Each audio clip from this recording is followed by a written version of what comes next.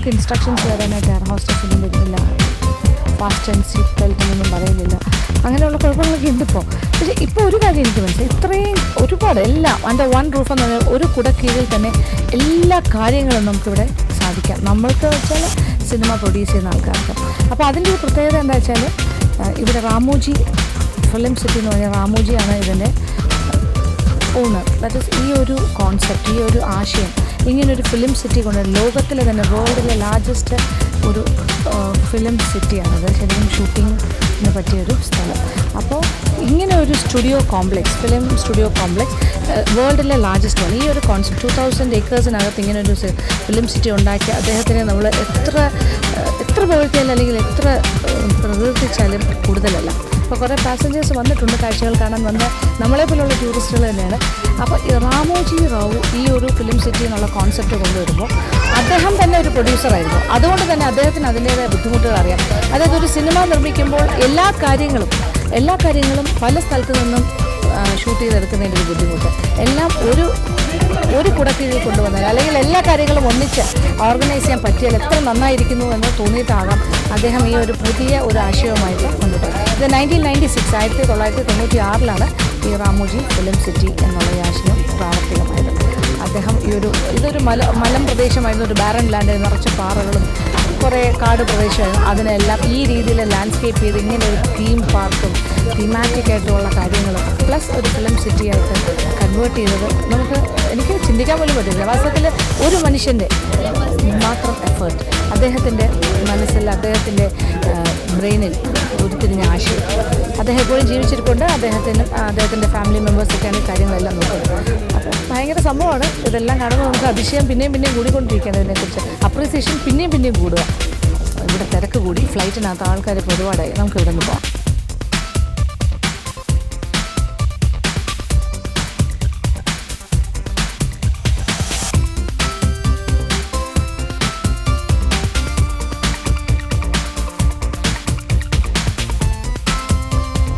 എയർപോർട്ടിൽ നിന്ന് പുറത്തിറങ്ങി തൊട്ട് വെളിയിൽ നോക്കുമ്പോൾ ചെറിയൊരു ഇതെന്താ പറയുക, ഒരു സ്മോൾ പ്ലെയിൻ, ഒരു കുഞ്ഞു പ്ലെയിൻ, ഒരു ടോയ് പ്ലെയിൻ പോലെ ഇരിക്കുന്നു. പക്ഷേ ഇതുമൊക്കെ പ്രോപ്പർട്ടീസാണ്. പിന്നെ ആ ദൂരെ കാണുന്നില്ലേ ആ ഭാഗം, ക്യാൻസർ റിസർച്ച് ഇൻസ്റ്റിറ്റ്യൂട്ട് എന്ന് എഴുതിയിരിക്കുന്നു. അതുമൊക്കെ ഈ എന്താ പറയുക ഷൂട്ടിങ്ങിന് കൊടുക്കുന്ന ബിൽഡിങ്സാണ്. അങ്ങനെ വലിയ ഒരു ഹോസ്പിറ്റലായിട്ട് കാണിക്കാനൊക്കെ. പക്ഷേ അതിൻ്റെ ഉള്ളിൽ പ്രോപ്പ് ഷോപ്പാണ്. ഈ ഷൂട്ടിങ്ങിന് ആവശ്യമുള്ള പ്രോപ്പർട്ടീസ് എല്ലാം അവിടെ വാടകയ്ക്ക് കിട്ടും. അതിനകത്താണ് സൂക്ഷിച്ചിരിക്കുന്നത്. അപ്പോൾ ഇനി നമ്മൾ പോകുമ്പോൾ എവിടെ അറിയോ? Railway station. എയർപോർട്ട് കണ്ടു, ഫ്ലൈറ്റിനകത്ത് നമ്മൾ കയറി. ഇനി റെയിൽവേ സ്റ്റേഷൻ കാഴ്ച കിട്ടും.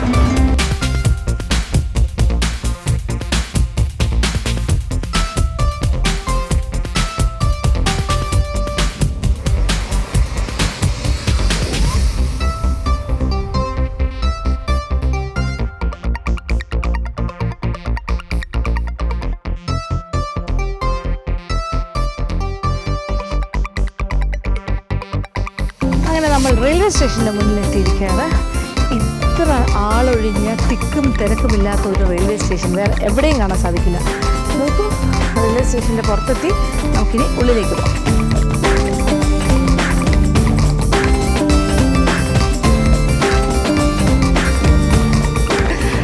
എന്താ പറയണ്ട, ഞാൻ പറഞ്ഞില്ലേ ആളൊഴിഞ്ഞൊരു റെയിൽവേ സ്റ്റേഷൻ.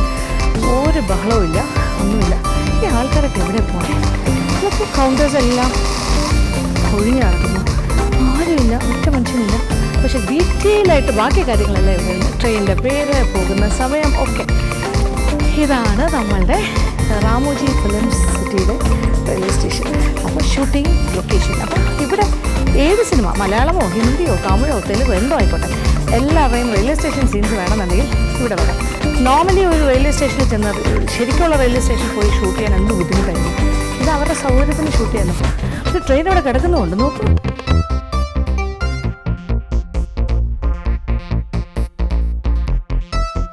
അപ്പോൾ നമ്മൾ പ്ലാറ്റ്ഫോം നമ്പർ 8 നിൽക്കുന്നത്. പ്ലാറ്റ്ഫോം നമ്പറൊക്കെ ഉണ്ട്. ഇത് നോക്കൂ, ഈ സാധാരണ പ്ലാറ്റ്ഫോമിൽ കാണുന്ന കാഴ്ചകൾ എന്തൊക്കെയാണ്? ഇതുപോലെയുള്ള ഭക്ഷണശാലകൾ, ഐസ്ക്രീം വിൽക്കുന്ന സ്ഥലം, പിന്നെ ജ്യൂസ് ഐറ്റംസ്, ചെറിയ സ്നാക്സ്, അങ്ങനത്തെ കാര്യങ്ങൾക്കെല്ലാം കൗണ്ടേഴ്സുണ്ട്. പക്ഷെ ഇവിടെ ഒന്നും ആളില്ല, സാധനങ്ങളില്ല. അതൊക്കെ ഷൂട്ടിംഗ് സമയമാകുമ്പോൾ ഇതൊക്കെ ഫില്ല് ചെയ്യും, സജീവമാക്കും. പിന്നെ പ്ലാറ്റ്ഫോം. പിന്നെ ഇത് കഴിഞ്ഞിട്ട് ഇവിടുത്തെ സ്റ്റെപ്സ് കയറി ഫ്ലൈ ഓവറൊക്കെ ഉണ്ട്, അപ്പുറത്തെ സൈഡിൽ പോകാനായിട്ടൊക്കെ ഉണ്ട്. പക്ഷേ ഇവിടുത്തെ ട്രെയിനിൻ്റെ ഒരു പ്രത്യേകത നോക്കുള്ളൂ, സാധാരണ കാണാത്തൊരു കാഴ്ചയാണ്. ഇതിപ്പോൾ ജനത എക്സ്പ്രസ് കൊൽക്കത്ത സിലിഗുഡി എന്നാണ് എഴുതിയിരിക്കുന്നത്. സാധാരണ ഒരു ട്രെയിൻ ഓടുന്നത് എങ്ങനെയാണ്, വീലിലാണ് അല്ലേ? പക്ഷേ ഇവിടുത്തെ ട്രെയിൻ ഓടുന്നത് ടയറാണ് ഫിക്സ് ചെയ്ത് വെച്ചിരിക്കുന്നത്. രസമുണ്ട്.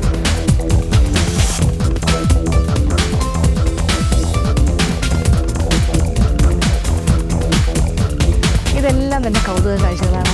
നമുക്കിതൊരു കൗതുകം. പക്ഷേ നമ്മൾ സിനിമയിൽ കാണുന്ന ട്രെയിൻ സീക്വൻസസ്, ട്രെയിനിനകത്ത് ചാടുന്നു, ട്രെയിനിനകത്ത് ഉള്ള ഫൈറ്റോ അല്ലെങ്കിൽ അകത്തെ കാര്യങ്ങൾ, ഇതൊക്കെ ഇങ്ങനെയാണ് ഷൂട്ട് ചെയ്യുന്നതെന്നാണ് മനസ്സിലാക്കേണ്ടത്.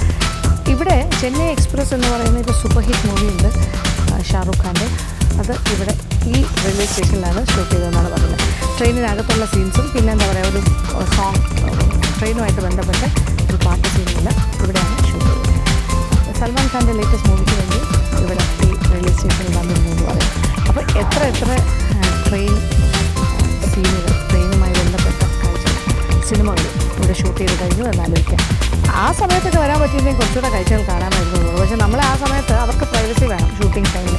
അങ്ങനെ നമുക്ക് വന്ന് ഷൂട്ട് ചെയ്യാനൊന്നും പറ്റില്ല, അവരത് ചെയ്യുന്നത്. പക്ഷേ ഇതാണ് സ്ഥലം, ഇവിടെയാണ് ചെയ്തിരിക്കുന്നത് ആ സീനുകളൊക്കെ. ആ സീൻ കാണുമ്പോൾ ആ സീനൊന്ന് കണ്ടു നോക്കൂ. എന്നിട്ട് ഇത് ഈ നമ്മുടെ ഇപ്പോൾ ഞാൻ നിൽക്കുന്ന ഈ റെയിൽവേ സ്റ്റേഷനും കൂടി ഒന്ന് കമ്പയർ ചെയ്ത് നോക്കും, രണ്ടും ഒന്നാണെന്ന് മനസ്സിലാക്കാം. പക്ഷേ ഇപ്പോൾ ആളില്ലാത്തതുകൊണ്ട് ഒരു പക്ഷേ പെട്ടെന്ന് പിടിയിട്ടില്ല. നിറച്ച ആൾക്കാരും പ്രോപ്പർട്ടീസും ഒക്കെ ആയി കഴിയുമ്പോൾ ഇത് ഒരു പക്ക ഒരു റിയൽ റെയിൽവേ സ്റ്റേഷനായി മാറും. ഇപ്പോൾ ചെന്നൈ എക്സ്പ്രസ്സിലെ ട്രെയിനിൻ്റെ അകത്തുള്ള സീൻസ് വളരെ കുറച്ച് ഇതിനകത്ത് എടുത്തിട്ടുള്ളൂ.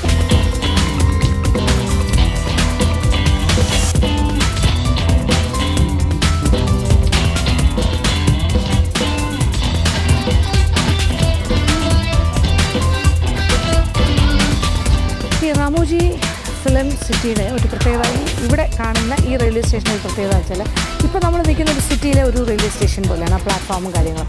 പക്ഷേ ഈ പ്ലാറ്റ്ഫോമിൻ്റെ നേരെ ഓപ്പോസിറ്റ് സൈഡ്, ഇപ്പോൾ രണ്ട് സൈഡിലും പ്ലാറ്റ്ഫോമുള്ള ഒരു റെയിൽവേ സ്റ്റേഷനാണ്. അപ്പുറത്തെ സൈഡ്, പക്ഷേ ഈ ട്രെയിൻ കിടക്കുന്നതുകൊണ്ട് നിങ്ങൾക്ക് ആ അപ്പുറത്തെ ഭാഗം കാണാൻ പറ്റില്ല. അപ്പുറത്തെ ഭാഗത്തെ പ്ലാറ്റ്ഫോം ഒരു വില്ലേജിലെ, അത് ചെറിയൊരു ഗ്രാമത്തിലെ ഒരു റെയിൽവേ സ്റ്റേഷൻ എങ്ങനെ ഉണ്ടാവും, വളരെ ചെറിയൊരു പ്ലാറ്റ്ഫോമും ചെറിയൊരു റെയിൽവേ സ്റ്റേഷൻ, ആ രീതിയിലാണ് സജ്ജീകരിച്ചിരിക്കുന്നത്. കാര്യം അപ്പോൾ സിനിമയിലെ നായകൻ ഒരു ഗ്രാമത്തിൽ നിന്നും അല്ലെങ്കിൽ നായിക ഒരു ഗ്രാമത്തിൽ നിന്നും ട്രെയിൻ കയറുന്ന ഒരു സീനാണെങ്കിൽ അപ്പുറത്തെ സൈഡിൽ നിന്ന് നിൽക്കും. ആ ആൾ ഇപ്പുറത്ത് വന്ന ഒരു സിറ്റിയിലേക്ക് ഇറങ്ങുമ്പോൾ അത് ഈ സ്റ്റേഷനാണ് കാണിക്കുന്നത്.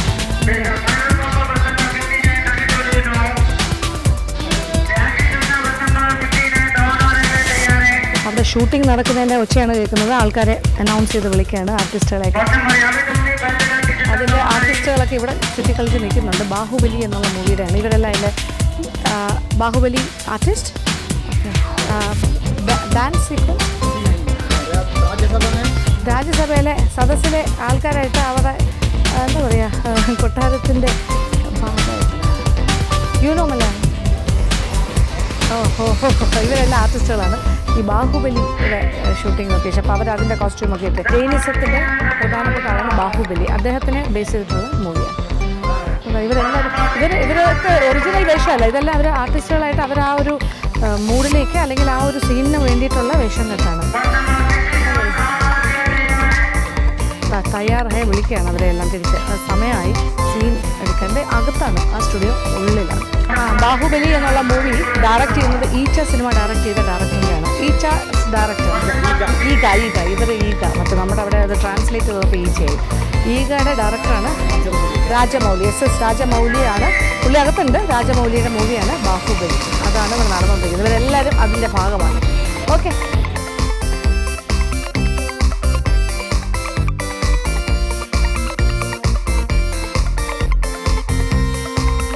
ഇപ്പോൾ ട്രെയിൻ റെയിൽവേ സ്റ്റേഷൻ കാഴ്ചകളെല്ലാം കണ്ടല്ലോ. ഇനി നമുക്ക് വേറെ കുറേ കാര്യങ്ങൾ ബാക്കിയുണ്ട്. ആ മഴത്തിൽ